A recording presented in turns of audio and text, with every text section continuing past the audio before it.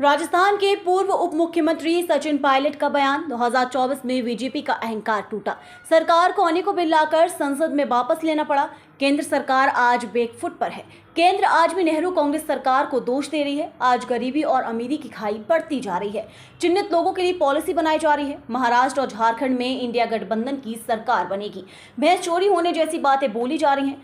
साथ ही पढ़ेंगे तो बढ़ेंगे हम कह रहे हैं। एजेंसी का दुरुपयोग किया जा रहा है। झारखंड में इंडी गठबंधन की सरकार बनेगी। दिल्ली के कार्य को जनता पसंद नहीं कर रही है।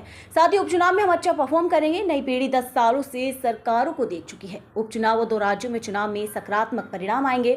घुसपैठियों के सवाल पर कहा कि बॉर्डर सिक्योर करना सरकार की जिम्मेदारी है। जनता की समस्या की कोई चर्चा नहीं है। झारखंड के साथ केंद्र ने अच्छा व्यवहार नहीं किया। कांग्रेस छोड़ने वालों पर कहा कि बहुत सारे नेता चुनाव से पहले आते हैं जाते हैं। हमारे यहाँ व्यक्ति नहीं पार्टी चुनाव लड़ती है। लाडली बहना योजना, राष्ट्रीय बहना योजना पर कहा कि 80 करोड़ लोगों को भोजन देने की बात बीजेपी करती है। कांग्रेस अगर कहती है तो इसे रेवाड़ी बांटना कहती है। वहीं झूठ बोलना बीजेपी का काम है। किसान समस्या, बेरोजगार बढ़ी है। सांसदों को एक दिन में निष्कासित करना कभी नहीं हुआ। जम्मू कश्मीर पर पायलट ने कहा कि चुनाव केंद्र ने नहीं सुप्रीम कोर्ट ने कराया है।